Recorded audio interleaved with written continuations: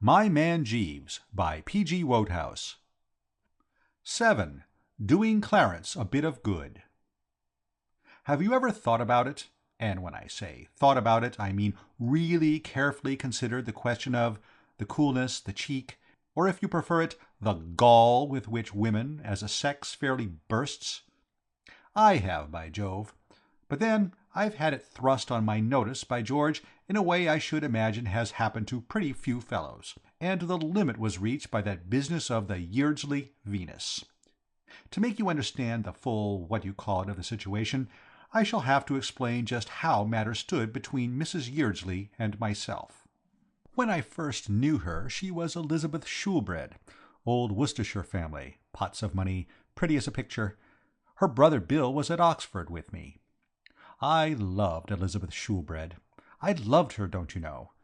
And there was a time, for about a week, when we were engaged to be married. But just as I was beginning to take a serious view of life, and study furniture catalogues, and feel pretty solemn when the restaurant orchestra played The Wedding Glide, I'm hanged if she didn't break it off, and a month later she was married to a fellow of the name of Yeardsley, Clarence Yeardsley, an artist.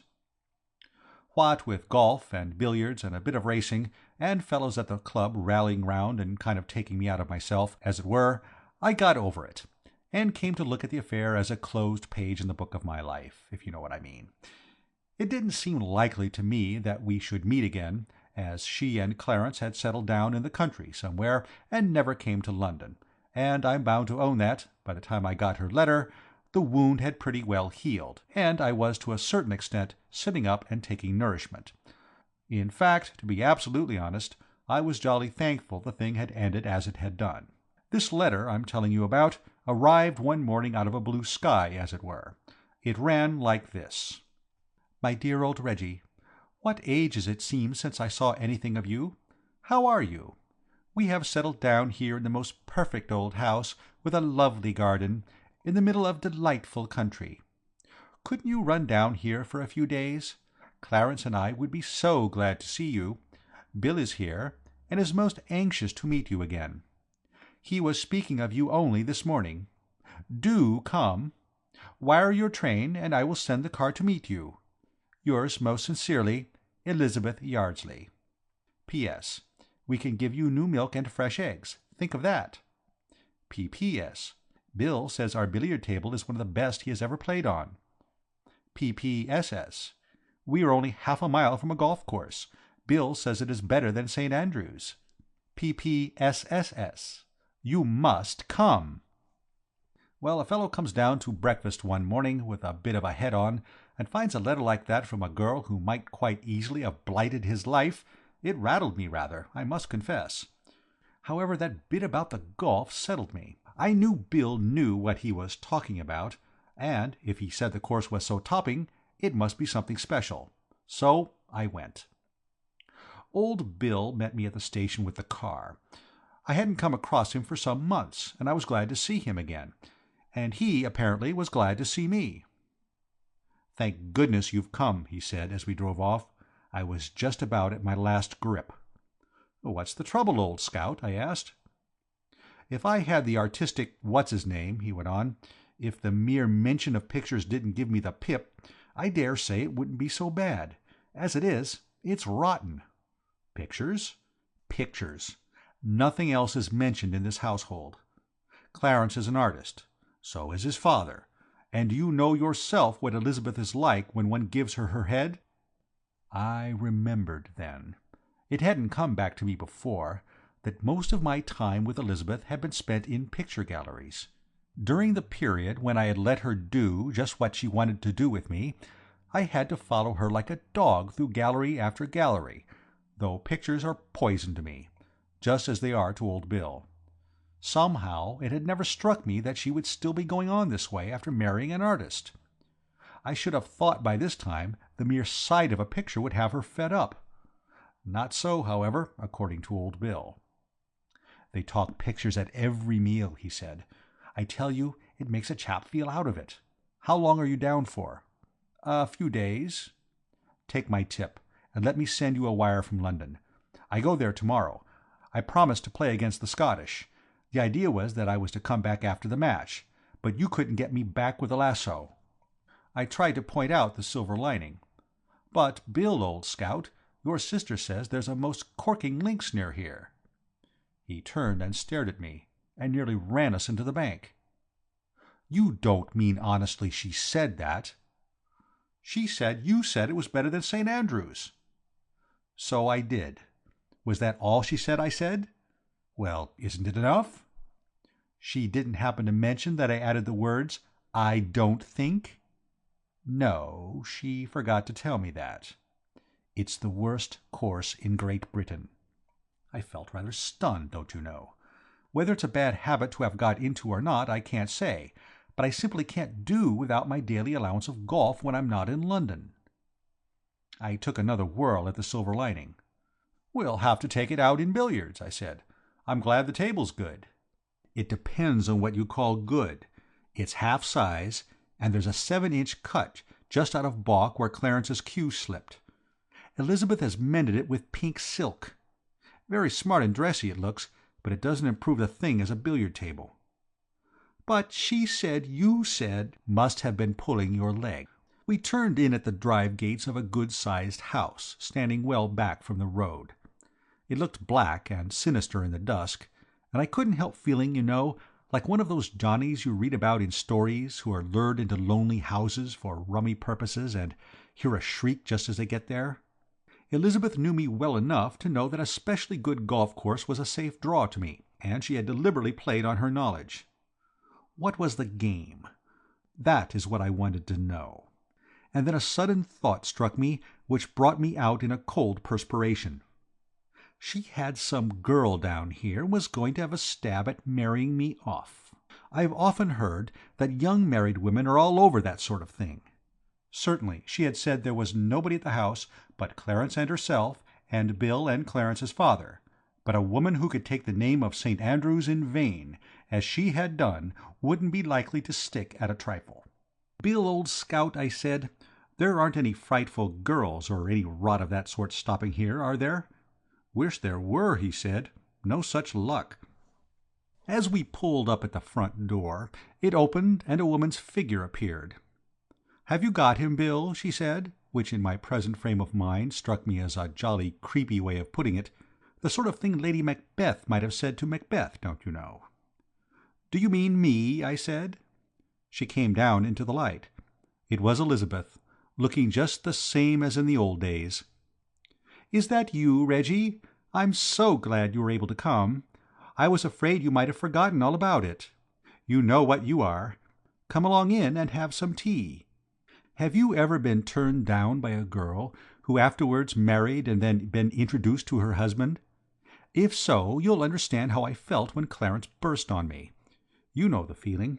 First of all, when you hear about the marriage, you say to yourself, 'I wonder what he's like.' Then you meet him and think, 'There must be some mistake. She can't have preferred this to me.' That's what I thought when I set eyes on Clarence. He was a little thin, nervous-looking chappie of about 35. His hair was getting grey at the temples and straggly on top. He wore pince-nez, and he had a drooping moustache. I'm no Bombardier Wells myself, but in front of Clarence I felt quite a nut. And Elizabeth, mind you, is one of those tall, splendid girls who looks like princesses. Honestly, I believe women do it out of pure cussedness. "How do you do, Mr. Pepper? Hark! Can you hear a mewing cat?" said Clarence, all in one breath, don't you know. "Eh?" I said. "A mewing cat. I feel sure I hear a mewing cat. Listen." While we were listening, the door opened, and a white-haired old gentleman came out. He was built on the same lines as Clarence, but was an earlier model. I took him correctly to be Mr. Yeardsley, Senior. Elizabeth introduced us. "Father," said Clarence, "did you meet a mewing cat outside? I feel positive I heard a cat mewing." "No," said the father, shaking his head. "No mewing cat."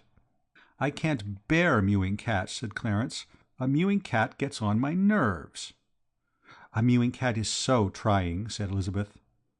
"I dislike mewing cats," said old Mr. Yeardsley. That was all about mewing cats for the moment. They seemed to think they had covered the ground satisfactorily, and went back to pictures. We talked pictures steadily till it was time to dress for dinner. At least they did. I just sort of sat around. Presently the subject of picture robberies came up. Somebody mentioned the Mona Lisa, and then I happened to remember something in the evening paper, as I was coming down in the train, about some fellow somewhere having had a valuable painting pinched by burglars the night before.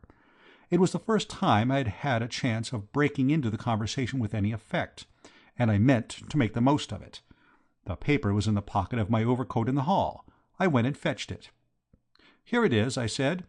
"A Romney belonging to Sir Bellamy Palmer—" They all shouted, "What?" exactly at the same time, like a chorus. Elizabeth grabbed the paper. "Let me look. Yes. Late last night, burglars entered the residence of Sir Bellamy Palmer, Dryden Park, Midford, Hants." "Why, that's near here," I said.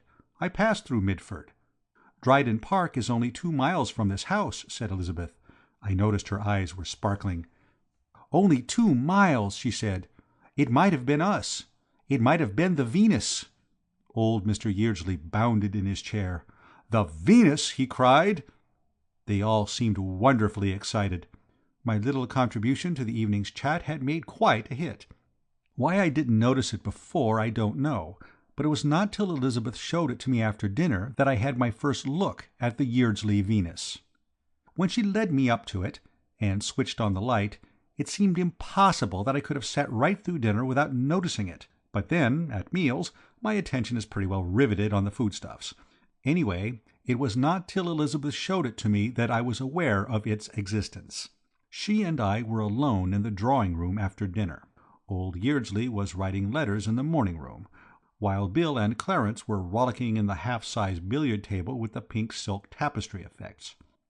All, in fact, was joy, jollity, and song, so to speak, when Elizabeth, who had been sitting wrapped in thought for a bit, bent towards me and said, "Reggie." And the moment she said it I knew something was going to happen. You know that pre-what-do-you-call-it you get sometimes? Well, I got it then. "What-oh?" I said nervously. "Reggie," she said, "I want to ask a favor of you." "Yes?" She stooped down and put a log on the fire, and went on with her back to me. "Do you remember, Reggie, once you said you would do anything in the world for me?" There, that's what I meant when I said about the cheek of woman as a sex. What I mean is, after what had happened, you'd have thought she would have preferred to let the dead past bury its dead, and all that sort of thing, what? Mind you, I had said I would do anything in the world for her. I admit that. But it was a distinctly pre-Clarence remark. He hadn't appeared on the scene then, and it stands to reason that a fellow who might have been a perfect knight-errant to a girl when he was engaged to her doesn't feel nearly so keen on spreading himself in that direction when she has given him the miss in baulk, and gone and married a man who reason and instinct both tell him is a decided blighter. I couldn't think of anything to say but, "Oh, yes." "There's something you can do for me now which will make me everlastingly grateful." "Yes," I said. "Do you know, Reggie," she said suddenly, "that only a few months ago Clarence was very fond of cats?" "Eh? Well, he still seems—interested in them, what?" "Now they get on his nerves. Everything gets on his nerves. Some fellows swear by that stuff you see advertised all over the— No, that wouldn't help him. He doesn't need to take anything. He wants to get rid of something." "I don't quite follow. Get rid of something?" "The Venus," said Elizabeth. She looked up and caught my bulging eye. "You saw the Venus," she said. "Not that I remember." "Well, come into the dining-room." We went into the dining-room, and she switched on the lights. "There," she said. On the wall, close to the door—that may have been why I hadn't noticed it before, I had sat with my back to it—was a large oil painting. It was what you'd call a classical picture, I suppose. What I mean is, well, you know what I mean. All I can say is that it's funny I hadn't noticed it. "Is that the Venus?" I said. She nodded. "How would you like to have to look at that every time you sat down to a meal?" "Well, I don't know. I don't think it would affect me much. I'd worry through all right." She jerked her head impatiently. "But you're not an artist," she said. "Clarence is." And then I began to see daylight. What exactly was the trouble I didn't understand, but it was evidently something to do with the good old artistic temperament, and I could believe anything about that. It explains everything. It's like the unwritten law, don't you know, which you plead in America if you've done anything they want to send you to the chokey for and you don't want to go. What I mean is, if you're absolutely off your rocker, but don't find it convenient to be scooped into the loony bin, you simply explain that, when you said that you were a teapot, it was just your artistic temperament, and they apologize and go away. So I stood by to hear just how the A.T. had affected Clarence, the cat's friend, ready for anything. And believe me, it had hit Clarence badly. It was this way. It seemed that old Yeardsley was an amateur artist and that this Venus was his masterpiece. He said so, and he ought to have known. Well, when Clarence married, he had given it to him as a wedding present, and had hung it where it stood with his own hands. All right so far, what? But mark the sequel. Temperamental Clarence, being a professional artist and consequently some streets ahead of the dad at the game, saw flaws in the Venus. He couldn't stand it at any price. He didn't like the drawing. He didn't like the expression of the face. He didn't like the coloring. In fact, it made him feel quite ill to look at it. Yet, being devoted to his father and wanting to do anything rather than give him pain, he had not been able to bring himself to store the thing in the cellar, and the strain of confronting the picture 3 times a day had begun to tell on him to such an extent that Elizabeth felt something had to be done. "Now you see," she said. "In a way," I said, "but don't you think it's making rather heavy weather over a trifle?" "Oh, can't you understand? Look." Her voice dropped as if she was in church, and she switched on another light. "It shone on the picture next to old Yeardsley's. There," she said, "Clarence painted that." She looked at me expectantly, as if she were waiting for me to swoon, or yell, or something. I took a steady look at Clarence's effort. It was another classical picture. It seemed to me very much like the other one. Some sort of art criticism was evidently expected of me, so I made a dash at it. Venus?" I said. "Mark you, Sherlock Holmes would have made the same mistake. On the evidence, I mean." "No! Jocund Spring!" she snapped. She switched off the light. "I see you don't understand even now. You never had any taste in pictures. When we used to go to the galleries together, you would far rather have been at your club." This was so absolutely true that I have no remark to make. She came up to me and put her hand on my arm. "I'm sorry, Reggie. I didn't mean to be cross. Only I do want to make you understand that Clarence is suffering. Suppose, well, let us take the case of a great musician. Suppose a great musician had to sit and listen to a cheap, vulgar tune, the same tune, day after day, day after day. Wouldn't you expect his nerves to break? Well, it's just like that with Clarence. Now you see?" "Yes, but—" "But what? Surely I've made it plainly enough." "Yes, but what I mean is, where do I come in? What do you want me to do?" "I want you to steal the Venus." I looked at her. "You want me to—" "Steal it, Reggie." Her eyes were shining with excitement. "Don't you see? It's Providence.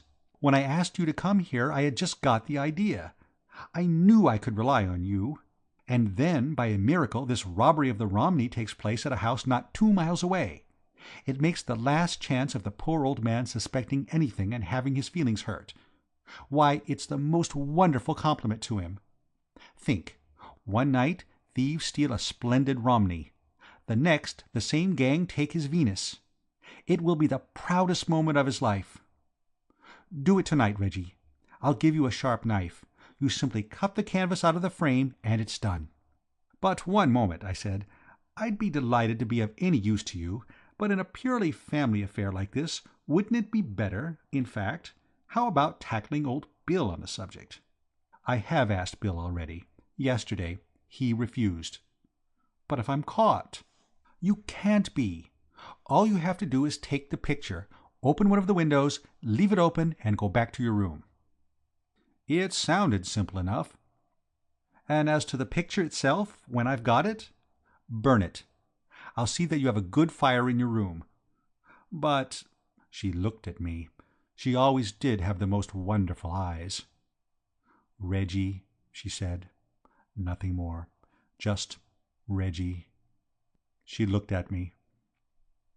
"Well, after all, if you see what I mean, the days that are no more, don't you know, auld lang syne, that sort of thing. You follow me?"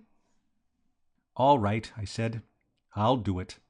I don't know if you happen to be one of those Johnnies who are steeped in crime and so forth, and think nothing of pinching diamond necklaces. If you are not, you'll understand that I felt a lot less keen on the job I'd taken on when I sat in my room waiting to get busy than I had done when I promised to tackle it in the dining room. On paper it all seemed easy enough, but I couldn't help feeling there was a catch somewhere, and I'd never known time pass slower. The kick-off was scheduled for 1 o'clock in the morning, when the household might be expected to be pretty sound asleep, but at 1:45 I couldn't stand it any longer. I lit the lantern I had taken from Bill's bicycle, took a grip of my knife, and slunk downstairs. The first thing I did on getting to the dining room was to open the window. I had half a mind to smash it so as to give an extra bit of local color to the affair, but decided not to on account of the noise. I had put my lantern on the table and was just reaching out for it when something happened. What it was for the moment I couldn't have said. It might have been an explosion of some sort, or an earthquake. Some solid object caught me a frightful whack on the chin. Sparks and things occurred inside my head, and the next thing I remember is feeling something wet and cold splash into my face, and hearing a voice that sounded like old Bill's say, "Feeling any better now?" I sat up. The lights were on, and I was on the floor, with old Bill kneeling beside me with a soda siphon. "What happened?" I said. "I'm awfully sorry, old man," he said. "I hadn't a notion it was you.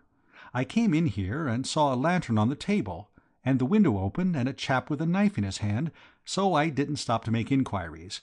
I just let go at his jaw for all I was worth. What on earth do you think you're doing? Were you walking in your sleep?" "It was Elizabeth," I said. "Why, you know all about it. She said she had told you." "You don't mean—" "The picture. You refused to take it on, so she asked me." "Reggie, old man," he said, "I'll never believe what they say about repentance again. It's a fool's trick and upsets everything. If I hadn't repented, and thought it was rather rough on Elizabeth not to do a little thing like that for her, and come down here to do it after all, you wouldn't have stopped that sleep producer with your chin. I'm sorry." "Me too," I said, giving my head another shake to make certain it was still on. "Are you feeling better now?" "Better than I was, but that's not saying much." "Would you like some more soda water? No? Well, how about getting this job finished and going to bed? And let's be quick about it, too. You made a noise like a ton of bricks when you went down just now, and it's on the cards that some of the servants may have heard. Toss, you who carves." "Heads." "Tails it is," he said, uncovering the coin. "Up you get. I'll hold the light. Don't spike yourself on that sword of yours." It was as easy a job as Elizabeth had said. Just 4 quick cuts, and the thing came out of its frame like an oyster. I rolled it up. Old Bill had put the lantern on the floor and was at the sideboard, collecting whiskey, soda, and glasses. "We've got a long evening before us," he said. "You can't burn a picture of that size in one chunk. You'd set the chimney on fire. Let's do the thing comfortably. Clarence can't grudge us the stuff. We've done him a bit of good this trip.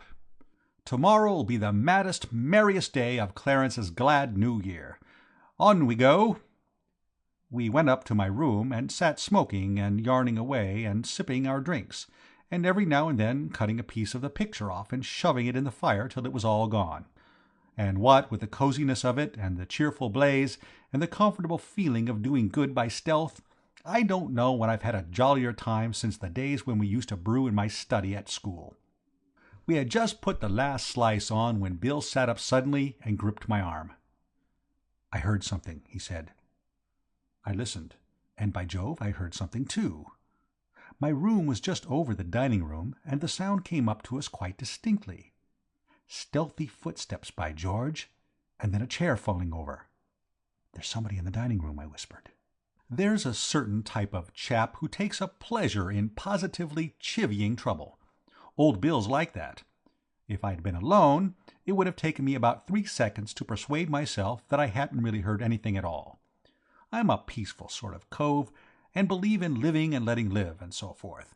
To old Bill, however, a visit from burglars was pure jam. He was out of his chair in one jump. "Come on," he said.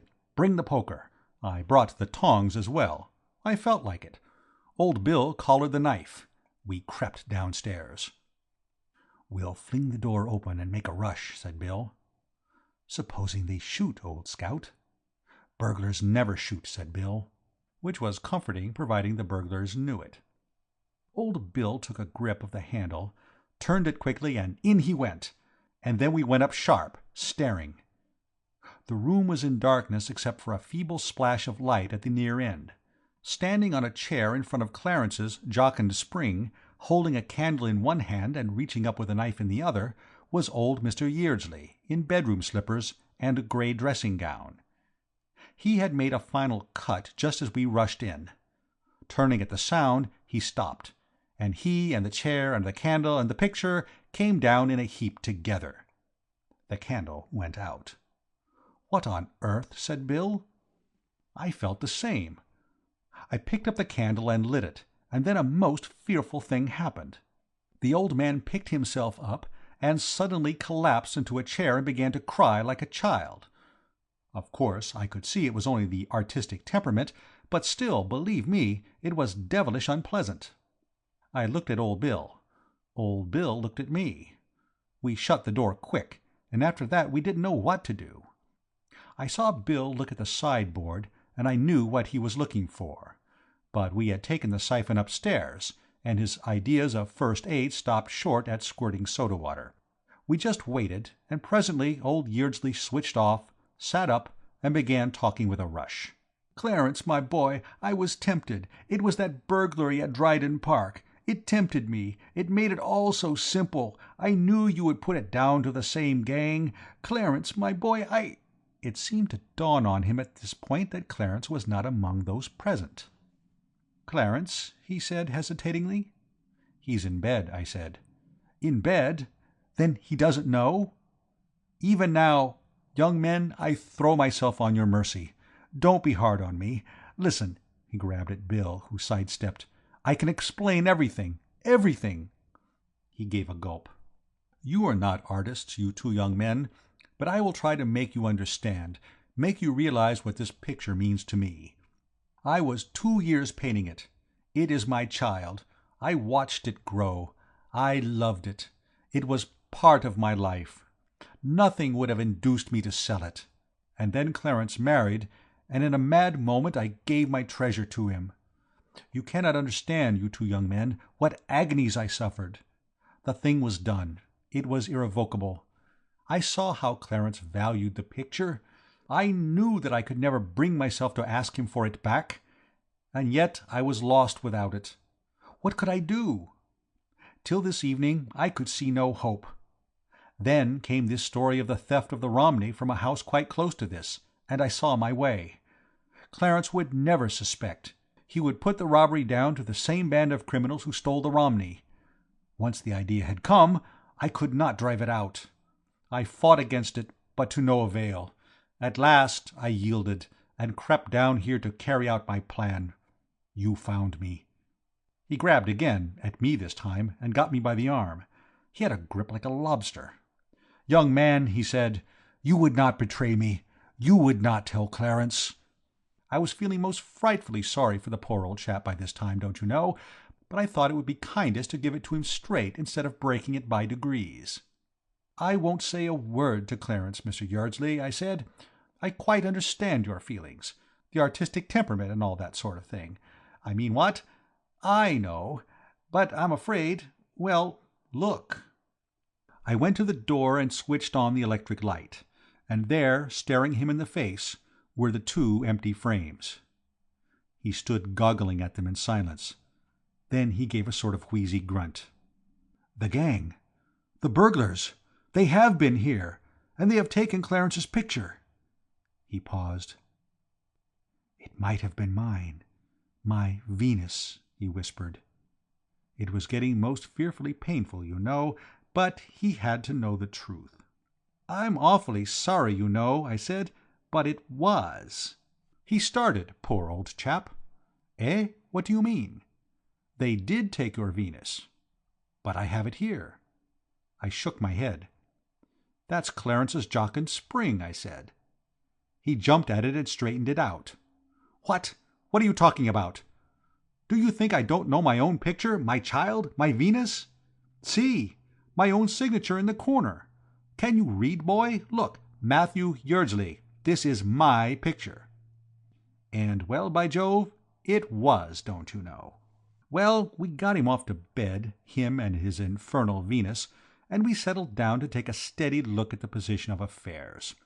Bill said it was my fault for getting hold of the wrong picture, and I said it was Bill's fault for fetching me such a crack on the jaw that I couldn't be expected to see what I was getting hold of.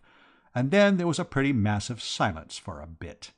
"Reggie," said Bill at last, "how exactly do you feel about facing Clarence and Elizabeth at breakfast?" "Old scout," I said, "I was thinking much the same myself." "Reggie," said Bill, "I happen to know there's a milk train leaving Midford at 3:15. It isn't what you'd call a flyer. It gets to London at about 9:30. Well, in the circumstances, how about it?" End of Doing Clarence a Bit of Good